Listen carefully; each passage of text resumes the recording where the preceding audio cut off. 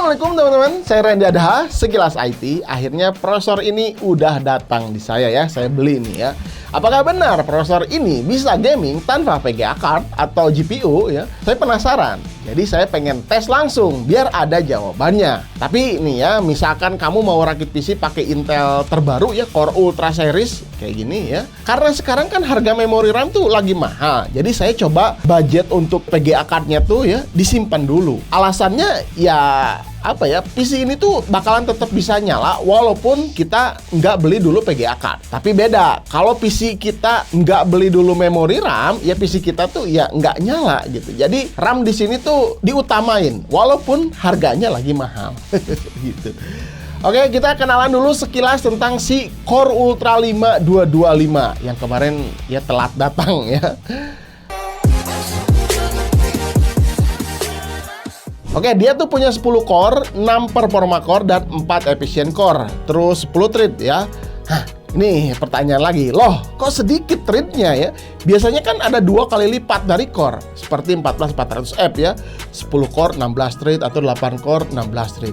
Nah, sedikit aja penjelasannya ya. Sekarang Intel udah mengklaim ya bahwa teknologi hyperthreading sudah dihilangkan di Core Ultra Series ini. Tapi Intel juga mengklaim juga kalau misalkan 10 core yang ada di prosesor ini tuh tanpa hyperthreading bakalan lebih efisien dan kenceng buat dipakai untuk gaming. Karena si IPC-nya itu kecerdasan per core-nya ya dinaikin performanya. Cuman kalau misalkan dipakai render-renderan kayaknya masih ngos-ngosan ya. Lebih kenceng kalau yang thread-nya lebih banyak. Ya saya belum bandingan sih, cuman perkiraan gitu ya. Dan yang paling penting si Core Ultra 5 ini tuh udah ada NPU di dalamnya. Jadi nanti dipakai untuk aplikasi AI ya, pastinya jauh lebih kencang. Kita juga akan benchmark ya performa si NPU-nya nanti ya. Core Ultra 5 225 polos ini dia punya turbo clock up to 4,9 GHz. Sudah ada smart cache-nya juga 20 MB. Terus TDP-nya cuma 65 watt aja. Kode name-nya ini tuh Arrolex ya, 3 nanometer. Jadi udah semakin irit. Terus sudah termasuk di dalamnya tuh ada Intel Graphics RX E16 EU 1,8 GHz. Wih, keren juga ya. Dan sudah terintegrasi AI NPU Boost ya sebanyak 13 top. Nah, ini nih prosesor sekarang ya kayak gini ya, harus punya AI di dalamnya gitu ya. Jadi semakin canggih. Soketnya ini LGA 1851. Jangan kebalik ya, ini udah soket terbaru. Oke, sekarang saya penasaran banget ya gimana performanya. Ini saya nggak terlalu banyak bahas lebih lengkap, tapi pengen nguji aja ya. Kalau misalkan iGPU Core Ultra 5 225 ini seberapa hebat dipakai main game ya menggunakan si iGPU yang ada di dalamnya gitu ya. Setuju ya? Oke, sekarang kita akan tes ke game pertama. Let's go. Game pertama, saya coba dulu game yang ringan. Ini CSGO 2 ya, resolusinya 1080p, presetnya low. Ya, jangan muluk-muluk high ya. Lihat, pergerakannya ini lumayan mulus ya, tapi kadang ada freeze ya, sesekali lah ya. Nembak musuh juga masih bisa akurat sih ya pas saya coba. Kalau buat main game sebagai hiburan ya, casual atau game-game kompetitif kayak gini, ini dapat sekitar 50-60 fps-an masih oke-oke aja sih ya. Masih enak nembaknya gitu. Lanjut ke game kedua. Nah, ini agak berat nih. Delta Force ya. Resolusi sama ya, pokoknya 1080p dulu. Ini saya pengen tahu ya. Terus presetnya rata kiri. FPS ya memang di sini mengkhawatirkan teman-teman, 20-an FPS. Ya memang lah ya, masih jalan ini game. Cuman kalau pas nembak agak berat aja. Bidik musuhnya aduh patah-patah kerasa banget gitu ya. Konsumsi watt untuk si Core Ultra 5 ini cuman 40 watt aja. Ya naik turun dikit lah, kalian bisa lihat ya di samping layar tuh ya. Terus urusan suhu, karena pakai stok cooler bawaan ya, ini jadi pakai bawaan coolernya nembus 85 derajat Celcius. Wih, panas juga ya. Ya namanya juga stok cooler lah ya, apa adanya. Nah, di sini saya penasaran, turuninnya resolusinya ke 720 pixel. Kayak gimana nih hasilnya? Ketika udah dites ya, di sini agak mendingan, dapat 35 sampai 45 fps-an. Pergerakan kerasa lebih ringan ya. Nembak musuh juga nggak terlalu berat, cuman grafiknya aja yang jadi burik, teman-teman.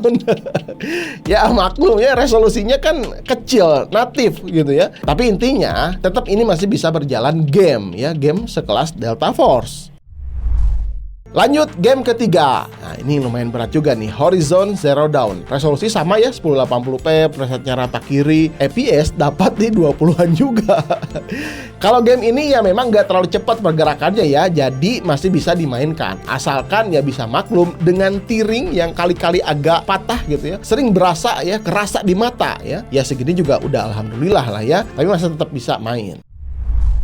Game keempat, God of War. Resolusi sama 1080p, presetnya low ya. Walaupun FPS-nya 23-an ya, 23 naik turun dikit ya. Tapi masih bisa dimainkan, lancar. Karena game-game adventure seperti ini ya masih oke-oke aja lah ya. Beda kalau misalkan kita main game FPS tembak-tembakan. 20 FPS, jadi 23 FPS itu udah kerasa patah-patah. Kalau game seperti ini mah asalkan ya nggak peduli lah dapat berapa FPS ya, masih bisa dimainkan berlama-lama. Cuman yang ada ngeri-ngeri sedap ini suhunya nembus 105 derajat, teman-teman. Aduh, stok cooler ini memang gak kuat kalau dipaksa game berat kayak gini ya. Saya tes ini berjam-jam ya. Aduh, 100 derajat Celcius agak ngeri-ngeri sedap. Ya cuman di game si God of War aja, tapi ketika tes game yang lain maksimum hanya di 85 derajat Celcius aja.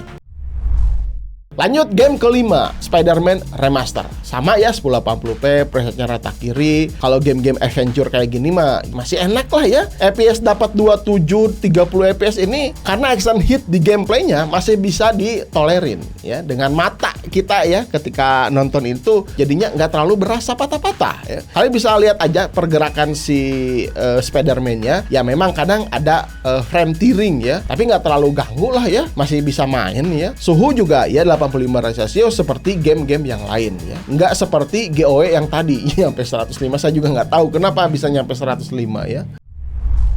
Terus lanjut, oh ya tambahan aja nih ya, saya coba jalankan benchmark Geekbench AI di Core Ultra 5 ini ya. Karena kalau di prosesor yang belum ada NVU-nya kayak 13400F ya, ini belum bisa jalanin benchmark AI ini gitu ya. Jadi supaya bisa lihat performa NPU-nya ya, jadi saya tes. Ada hasil skornya tuh ya, single precision 2663, terus hub-nya 10 ribuan, terus quantity size-nya di 16 ribuan. Terus ada juga ketika dilihat ke bawah ada performa AI, workload-nya apa aja, terus akurasinya juga mulai dari 88 sampai 100%. Memang di sini saya belum tahu pasti ya angka-angka ini tuh nantinya berguna untuk apa. Saya belum punya prosesor pembandingnya soalnya. Jadi mungkin nanti kalau ada prosesor Core Ultra lain bisa di-compare nanti di sini.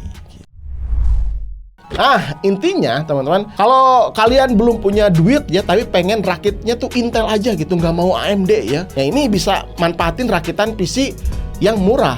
Misalkan prosesornya pakai Core Ultra 5225, udah ada iGPU-nya. Terus motherboardnya cari H810. Yang penting kan soketnya 1851 DDR5. Saya nyari-nyari sih sekitar 1,4 jutaan ya di e-commerce ya. Kalau prosesornya ini harganya 2,7 ya, nanti saya akan sertakan juga. Terus untuk memori RAM, nah di sini memori RAM agak ngeri-ngeri sedap, susah ya nyarinya. Saya nemu ini ada dari Cube Gaming ya, dia punya memori RAM 2x8 GB itu harganya 3,5 jutaan ya kalau nggak salah ya. Atau mungkin dari brand-brand lain juga ada yang 2x8 harganya di 3 jutaan lebih. Ya memang udah nggak masuk akal ya. Terus ya ini misalkan kalian mau rakit ya, terus pakai power supply-nya Pylon aja yang 650 watt ya, jaga-jaga nanti kalau misalkan kalian mau tambah GPU eksternal ya power supply-nya ini udah kuat. Atau Kyber 2. Nah, itu power supply yang terbaru ya dari si XPG ya. Ada Pylon dan sekarang ada Kyber 2-nya. Harganya sekitar 790 ribuan atau 800 kurang sedikit. Nah, terus apa lagi? SSD. Ya, cari aja lah yang 512 GB itu udah cukup ya. Harganya mungkin sekitar 1,2